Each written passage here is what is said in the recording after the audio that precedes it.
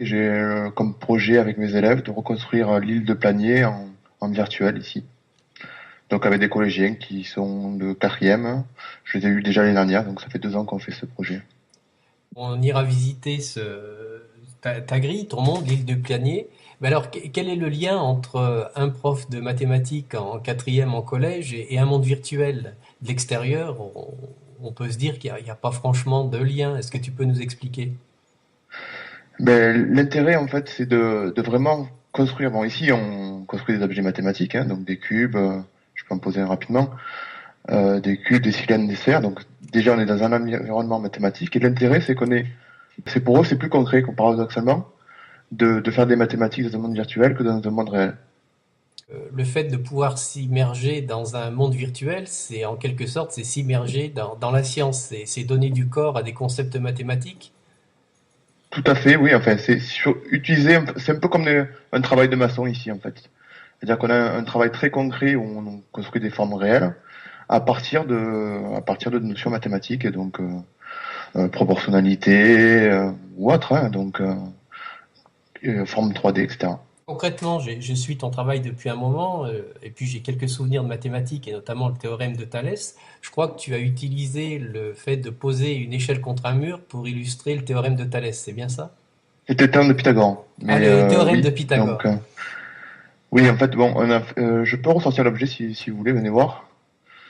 Je vais le mettre ici. Donc l'idée c'était de résoudre un exercice que les élèves avaient du mal à faire euh, en réel parce qu'ils avaient du mal à faire la figure. Et, euh, et en le faisant ici, c'est beaucoup plus facile parce que quand on dit construire un mur, on construit véritablement un mur. C'est pas, on fait pas un schéma d'un mur. Donc on est beaucoup plus proche du réel. Et après, en faisant le tour de la figure dans tous les sens, eh ben, on arrive mieux à cerner l'objet, quoi. On est réellement dans une immersion, au propre comme au figuré, immersion dans un monde virtuel et immersion dans le concept mathématique. Alors, quelles sont les difficultés? On imagine bien que c'est difficile d'intégrer un monde virtuel dans un enseignement. Quelles sont les difficultés auxquelles tu as eu à résoudre dans ton travail? Le plus dur, c'est les premiers pas. C'est, il y a beaucoup d'a priori sur les mondes virtuels. En particulier, c'est réservé à des personnes qui se couperaient du réel, etc. Et même parmi ces élèves, c'est fréquent cette idée-là. Pourtant, ils sont baignés avec Facebook ou ce monde virtuel-là, où pour eux, c'est un jeu. C'est-à-dire qu'ils viennent pour se croire ou sur les Sims ou World of Warcraft. Quoi. Et ils ont du mal à comprendre au tout départ, hein, que on peut venir pour travailler tout en étant dans un environnement ludique, mais pour travailler, pour faire des choses concrètes. Donc le plus dur c'est ça. Puis après des soucis inhérents à la technique, hein, c'est-à-dire comment arriver à communiquer avec des personnes qui sont loin de nous, comment se connecter sans trop de difficultés, etc. Et tu n'as pas eu trop de problèmes de type matériel, par exemple en équipement, en salle d'informatique, en connexion dans ton Alors collège? le problème est oui, alors au collège il y a toujours un petit problème, hein, qui est que la connexion est catastrophique, hein, donc souvent donc on peut pas envoyer des personnes des élèves directement aller travailler sur internet en salle informatique.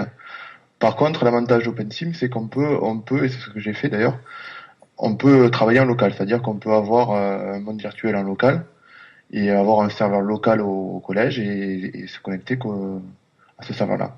Donc l'avantage, c'est que on n'a pas besoin d'avoir une connexion puissante, où on peut éviter les proxys aussi, qui sont souvent dans l'éducation nationale, et on peut travailler comme ça. Et après, il y a un parallèle qui est fait, c'est-à-dire qu'on peut importer des objets, sauver des objets sur le serveur local pour les mettre sur Internet et puis pouvoir continuer le travail ici. Ou Bon, inversement d'ailleurs. si je comprends bien, tu as réussi à résoudre tes problèmes pendant le temps de travail, mais est-ce que ça pose pas autant de problèmes en dehors? Est-ce que tu n'as pas le risque de rendre des élèves accros et qui passent, moi, je dirais pas leur vie, mais se coucher à des heures indues pour faire les mathématiques?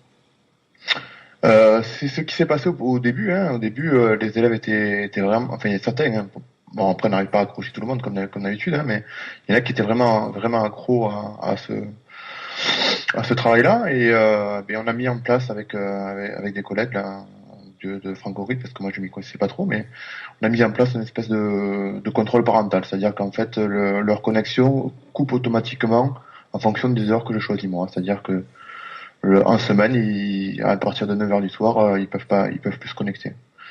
Bon, c'est pas là le moins des paradoxes des mondes virtuels, c'est d'empêcher les élèves de travailler, si je comprends bien. Oui, c'est ça. Donc il faut qu'ils arrivent à se concentrer sur notre matière, quoi. Mais le travail qu'on fait aussi ici, c'est pas un travail proprement mathématique, c'est un travail assez transversal. On pourra en parler. Il y a un travail sur les espèces et la faune et la flore. Il y a un travail géographique de repérage, de cartographie. Là, on voit des photos de Google Maps. Et donc il y a tout un travail différent des mathématiques et puis l'insertion des mathématiques dans d'autres matières. Ce qui veut dire que ton projet de mathématiques est devenu transdisciplinaire, il intègre les profs de SVT, de français, je suppose? Dès le départ, il s'est voulu transdisciplinaire. Après, le gros souci, c'est d'arriver à convaincre les professeurs de vouloir mettre un petit peu leur nez dedans, quoi. Parce que pour ceux qui sont pas habitués à la technologie, c'est quand même quelque chose d'assez novateur et c'est ça la difficulté. Mais en ce moment-là, je suis en train de travailler. Là, je vais faire des formations début de l'année du collège avec quelques profs. Donc, je vais essayer de les former sur le réseau local du collège sur OpenSim. Alors, ça m'amène à une autre question. Tu as réussi à convaincre tes élèves, tu as réussi à convaincre tes collègues du collège, mais quel est l'accueil qui est réservé, bon, par ta direction, par l'inspection? Est-ce qu'il y a une reconnaissance ou alors est-ce que tu es obligé d'expliquer, de réexpliquer les enjeux de cette pédagogie qui somme toute, est différente de ce qu'on connaît?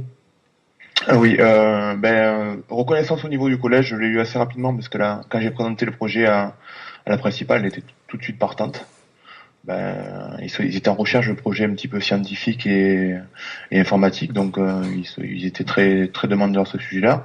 De la reconnaissance, oui, oui, je commence à l'avoir. Pas trop au niveau de l'inspection parce que je l'avais pas vu. J'aimerais bien avoir un petit peu leur avis dessus, mais il y a le rectorat a priori qui voudrait que je poste un peu des articles sur mon travail dans le Tornado d'Aix-Marseille, hein, ce que je fais ici. Puis il y a des personnes qui m'ont demandé aussi d'écrire un article dans les cahiers pédas.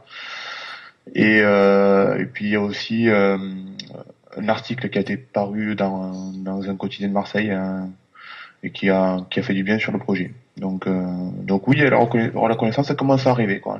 Les gens commencent quand on leur explique un petit peu, ils commencent à voir l'intérêt de ce projet. Alors, maintenant qu'on a expliqué le cadre formel de ton activité, il serait bien que tu puisses nous faire visiter ce monde. Ici, on est sur l'île du Planier, je crois.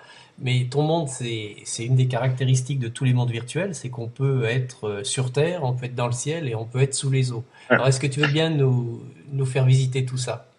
Oui, bien sûr. Alors, je vais commencer, regardez, je vais essayer de vous montrer le travail qu'on a fait là sur Google Maps et ici, pour vous montrer que ça se superpose vraiment à la réalité. Là, je vais descendre un objet, vous allez voir.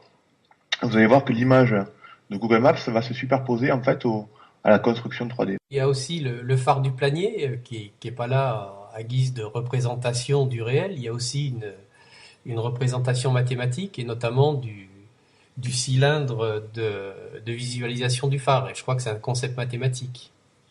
Oui, c'est un problème mathématique assez intéressant. Hein. C'était comment en fait faire le tour d'un cercle avec des briques, quelle longueur il faut mettre aux briques, de combien il faut tourner les briques. Et c'était un souci pour beaucoup d'élèves et on a un travail assez long hein, pour réfléchir à comment arriver à faire ça. Puis finalement, le travail s'est terminé cette année et ça aboutit à la construction du phare. Donc au début, c'était la première modélisation, c'était juste un cylindre qu'on avait tiré en longueur et là, ça a été fait brique par brique et ça donne un aspect beaucoup plus réel au phare puisqu'il y a les ombres qui se reflètent dessus. Et les élèves sont très fiers d'avoir réalisé ce bâti là en briques. On s'est intéressé à l'escalier en hélicoïdal. Donc vous allez voir, on va rentrer dedans. Hein. Et ça, beaucoup d'élèves ont réussi à le faire cette année. Donc maintenant, avant on pouvait pas monter dans le phare, maintenant on peut monter jusqu'au sommet, hein, avec des marches espacées régulièrement. Donc là, c'est un travail sur les coordonnées qui a été assez intéressant. Donc savoir de quel angle il fallait tourner, savoir de combien il fallait monter chaque planche. C'était fait planche par planche, hein, puis après ça a été dupliqué donc sur un tour. Puis on a même travaillé un petit peu les symétries pour au lieu de faire sur un tour, on fait un quart de tour et puis ça va beaucoup plus vite en faisant des symétries. Et nous voilà au sommet. Bonjour Tao, nous revoilà. Salut, ouais. Donc voilà, on arrive au sommet du phare avec le. Donc là, c'est un travail qui a été fait l'année dernière par plusieurs élèves. Donc faire tourner en scriptant, juste un petit script de rotation, hein. Faire tourner l'éclairage du phare avec deux demi-sphères. On a travaillé aussi la symétrie centrale avec, puisque c'est une figure qui a un centre de symétrie. Et puis le grand intérêt de ton travail, c'est que tu gardes des traces d'une année sur l'autre. Tu as tout Oui, l'historique. on continue, hein, là, ça fait 2 Voilà. ans qu'on fait ça. Je pense que ça s'arrêtera à la fin de l'année puisqu'on aura bien avancé. Mais je repartirai avec des élèves de cinquième, je pense, à la fin de l'année. Donc Des nouveaux élèves. la différence d'un cours classique où en juin, on met un terme à l'année et puis on recommence en début d'année suivante. Là, tu peux conserver des traces, un historique et puis expliquer aux élèves. Puis je suppose que ta réputation te précède maintenant auprès des élèves. Ah, ils aiment bien. Bon, après les sixièmes, là, cette année, j'ai dû un petit peu limiter parce qu'ils étaient tellement demandeurs, ils voulaient tous déjà commencer dès cette année à construire ici, quoi. Et je leur ai dit, bon, là, déjà, j'ai une classe à s'occuper, ça prend beaucoup de temps. Je peux pas vous créer des comptes. Alors tu as donné une notion qu'on connaît bien pour tous ceux qui s'investissent dans le numérique, c'est le temps. Combien tu passes de temps? Je suppose que c'est beaucoup, à défaut de pouvoir donner du temps. Un nombre, Oui, je... bah alors, globalement, ça c'est toujours le problème de l'éducation nationale, c'est qu'ils reconnaissent pas le travail fait dans ce monde virtuel. Ils voient pas le temps que ça peut faire. Le plus gros du travail se fait sur Internet et de chez nous. Mais l'avantage aussi, c'est que c'est pas vraiment, ça permet de voir les élèves différemment, quoi. Et puis c'est pas vraiment du travail aussi. Enfin, c'est presque de l'amusement pour les élèves comme pour moi, quoi. Donc, il n'y a pas de souci au niveau perturbation des cours. Donc, c'est vraiment assez agréable. Donc les avantages sont pas forcément là où on les attend, c'est-à-dire en termes uniquement de rémunération de type pécuniaire, il y a aussi toute l'atmosphère de classe.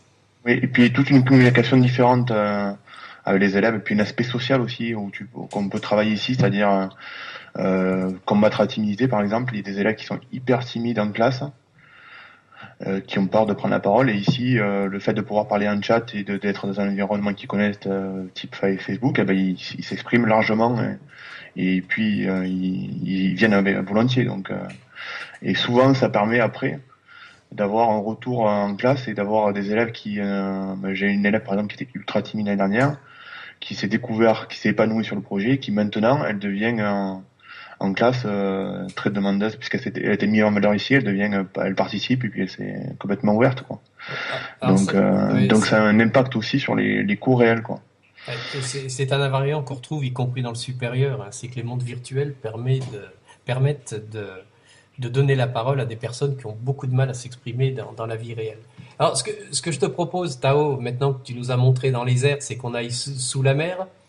Oui, ben on va redescendre, hein. À quoi correspondent ces diagrammes? Parce que je crois qu'il s'agit là aussi d'une expérience pédagogique. Oui, tout à fait. Ben donc là c'est le drame que vous voyez, c'est le vent en temps réel sur l'île de Planier, qui sont récupérés à partir du web et qui sont mis ici. Et l'avantage, c'est que ça permet de travailler les statistiques. Donc, par exemple, on peut se poser toute une type de questions. Est-ce que je vais pouvoir aller sur l'île? Est-ce qu'il y aura trop de vent, pas assez de vent? De quelle heure à quelle heure? À quelle heure faut que je revienne? Donc, il y a tout un aspect de travail sur les statistiques qui peut se faire à partir de ces deux diagrammes. Et ce deuxième, Convertir les vitesses de 9 km, etc. Donc, pour l'instant, j'ai pas encore travaillé dessus puisqu'on n'a pas abordé en cours les statistiques, mais je compte le faire, je pense, d'ici la fin d'année. bon alors comme ici rien n'est fait de façon innocente, on est face à deux bouteilles de plongée, je suppose qu'elles ont elles aussi leur signification. C'est un travail qui a été fait, que j'ai demandé à des élèves. Donc ça, c'est un travail plutôt libre, en dehors des cours de mathématiques, puisqu'il y en a qui sont très demandeurs de travail supplémentaire. Donc l'objectif ici, là, ça a été de reconstruire. On commence à reconstruire donc tout le matériel de plongée pour pouvoir aller sous l'eau. Ensuite, le monde qu'on va voir maintenant. Et pour l'instant, on peut y aller qu'à pied avec nos tenues, donc c'est un peu dommage. Mais très prochainement aussi, on espère pouvoir y aller en nageant et avec des bouteilles de plongée, le détendeur, le masque, le tuba et les Et, palmes. On verra aussi le travail sur les palmes. et là tu poses une question importante des mondes virtuels, c'est-à-dire des mondes virtuels avec du sens. À savoir que si on va sous l'eau, effectivement, c'est beaucoup mieux d'avoir une tenue de plongée, des bouteilles, des palmes. Tout à l'heure, on va y aller, mais on va faire une immersion en costume de ville. Voilà. Et puis il y a un collègue à moi là qui travaille aussi sur les mondes sous-marins et qui a même reproduit les montres de décompression, donc les ordinateurs de plongée, avec tout un calcul qu'on peut mener sur les tables de plongée et puis sur les. Mais là, c'est un petit peu compliqué pour les collégiens. C'est dommage, mais c'est aussi très très intéressant. Ben, on peut rêver et penser qu'on pourrait comment, jumeler ton monde avec ceux de Londres qui font de la médecine dans les mondes virtuels et pourquoi pas reproduire la décompression médicale pour les accidents de plongée. Enfin, il est Tout à permis. fait, hein, c'est totalement envisageable. Hein. Mais ici, on commence un petit peu, là, je suis en train de réfléchir à ça parce que je m'en occupe un petit peu. C'est de fédérer un petit peu au même endroit toutes les sims pédagogiques qu'il y a sur OpenSim et sur la Francoride pour pouvoir vraiment faire un pôle d'éducation assez fort. Bah, sachant que tu es quand même celui qui est pionnier en le domaine, c'est toi qui as le monde le plus avancé de toutes les Sims. Enfin, ici peut-être, mais c'est pas dit parce qu'il y a quand même d'autres personnes qui travaillent dessus. Puis surtout, il y a d'autres grilles où il y a de gros travaux qui sont faits hein, sur OpenSim, en particulier des facs anglaises et américaines qui ont un travail important sur OpenSim. Ah ben, je parlais. Allô là, Alors, on va se jeter à l'eau. allons-y. On fait plouf. On a toujours pas la tenue de plongée, mais ça devrait arriver. Voilà, ben on arrive donc sur les fonds sous-marins. Donc là, pareil, le même travail, la même idée de travail, c'est de reproduire les fonds sous-marins réels, avec les espèces réelles qu'on peut voir si on plonge à planier. Et ben là, vous voyez par exemple, c'est exactement l'épave qui est en face de nous, c'est l'épave du Shawen, qui est une épave qui a été immergée à planier hein, et qui repose entre 10 mètres et 35 mètres de fond, si mes souvenirs sont bons. De toute façon, si vous voulez en savoir plus, il suffit de cliquer l'image et vous allez avoir le texte qui a été rédigé par les élèves sur l'historique de l'épave, plus plus aussi la photo réelle et un schéma de l'épave. Donc, on invite ceux qui regardent cette vidéo à venir regarder ton monde, dont on rappellera l'adresse. Euh, Est-ce que tu peux nous parler des espèces animales? On a ici ce que j'appelle un banc de poissons, je ne sais pas si c'est le terme. Donc oui, donc là voilà, on va parler un petit peu. Après, je parlerai un peu aussi de la Posidonie, puisque donc là, ce que vous voyez, c'est les vraies espèces qu'on voit souvent à Planier. Donc c'est un travail qu'ont fait les élèves l'année dernière et qui vont continuer cette année. L'idée, c'est un travail multidisciplinaire. Hein. C'est d'aller sur Internet, récupérer, se renseigner sur les espèces présentes en Méditerranée, récupérer des images de ces espèces-là, puis après rédiger un résumé de bio sur l'espèce, quel type de poisson, à quelle profondeur ils évoluent, est-ce qu'ils sont endémiques ou non. Donc là, devant nous, là, le petit banc de poissons qu'on voit, c'est des sards, donc des poissons très communs en Méditerranée. Et les petits poissons noirs, ce sont des castagnols. Donc là aussi, ils sont très présents sur l'épave en Méditerranée. Si on va un peu plus vers les fonds, on verra tout à l'heure, il y a des espèces un peu plus rares. Si on passe par là, vous allez voir, on va essayer de voir l'écosystème parce que là, il y a un petit écosystème sur les Posidonies avec des espèces endémiques. Donc là, Alors, Tao, je me permets de t'interrompre, mais tu parles hein, aussi à des terriens pour qui les Posidonies, ça représente pas grand-chose. Est-ce que tu peux oui, nous définir ce je qu'est une vais. Posidonie? Mais une Posidonie, c'est ce que vous voyez au sol, c'est en fait une plante. C'est pas une algue, c'est une plante marine qui produit, et là on le voit si vous regardez un petit peu les fonds sous OpenSim, on voit des bulles d'air, en fait ça produit donc de l'air, de l'oxygène surtout, et ça a le rôle de poumon, un peu comme un peu comme en Amazonie, donc ça assainit l'air et ça joue un rôle très très important. Donc si vous cliquez dessus, vous aurez un peu plus d'informations. Et cette Posidonie, elle a été menacée en Méditerranée à cause d'algues, Taxifolia, Caulerpia. Et donc il y a tout un speech dessus. Puis ça joue un rôle aussi important puisque c'est un endroit où les poissons se reproduisent. Donc ça joue un rôle très important dans l'écosystème en Méditerranée. Les poissons que vous voyez là au-dessus qui tournent, c'est des sopes. Ce sont qu'on appelle les moutons de mer. Ce sont des poissons qui broutent les Posidonies, donc qui mangent les Posidonies, qui vivent de ces espèces-là. Si vous regardez bien aussi à gauche, vous avez des grosses coquilles qui sont des grandes nacres, qui sont des espèces protégées en Méditerranée, qui vivent en général souvent dans des fonds en Posidonie. Il y a des hippocampes aussi, si vous regardez bien. À vous de les chercher. Le but, c'est pas de les voir dès le premier coup, justement, puisque c'est un petit peu caché. Donc voilà ce qu'on peut dire sur les Posidonies. Il y a quelques années de ça, j'avais fait un petit diaporama là, sur l'île, un petit cours dans les mondes virtuels sur les Posidonies, et c'était assez intéressant à suivre. Et puis l'avantage, c'est que tout le monde pouvait poser ses questions et en savoir plus. Mais globalement, ça produit autant d'oxygène, je crois, qu'en mètre carré qu'une forêt. Donc c'est un rôle très très important pour éviter l'effet de serre. Tout cela est passionnant. J'espère que cette vidéo donnera envie aux internautes de venir visiter ton monde.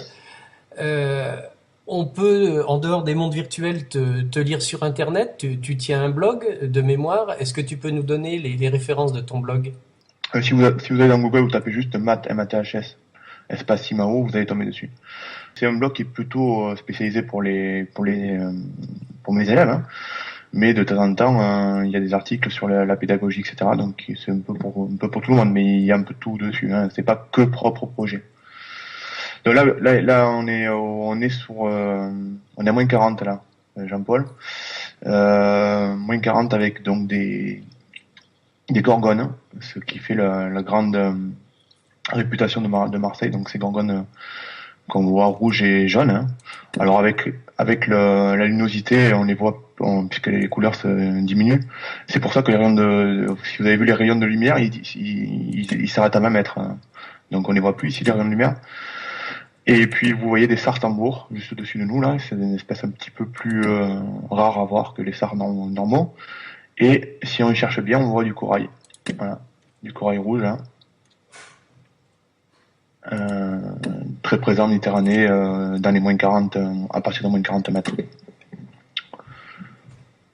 Derrière nous, je crois qu'il y a aussi une gorgonocéphale, qui est une espèce qui vit en symbiose sur les gorgones, et qui est assez intéressante à voir, et je sais plus où elle est, je crois qu'elle est par là. Ouais, elle est ici. Eh bien, écoute, Tao, je vais te remercier pour cette visite passionnante. On va être obligé d'abréger quelque peu la visite pour des raisons de... Mais je suppose que si des personnes veulent avoir plus de renseignements, elles peuvent te contacter. Oui, alors pour me contacter, donc il y a plusieurs moyens, hein, donc le mail, hein, Twitter, Tao Vacano, en un seul morceau, et Google+, Sébastien Simao aussi. N'hésitez pas à m'envoyer un message ou un commentaire si vous voulez une visite pas privée mais en petit groupe, hein. L'avantage c'est que quand on est un peu débutant dans ces mondes, on a besoin quand même d'une personne référente pour se faire aider dans les premières connexions. Donc mieux se faire aider par quelqu'un au début pour visiter, quoi. Seul c'est un peu compliqué. Eh bien, Sébastien, je te remercie beaucoup pour cette visite qui, en ce qui me concerne, a été aussi privée. J'espère que la vidéo permettra de donner une audience plus forte à ton monde. Et puis, on va suivre avec attention, dans cette nouvelle année 2012, tous les travaux que tu vas engager avec tes élèves. Aujourd'hui je vais le faire. Eh bien, on s'empressera de répercuter auprès de la communauté de ceux qui sont intéressés par les mondes virtuels et la pédagogie. Au revoir, Tao. Au revoir.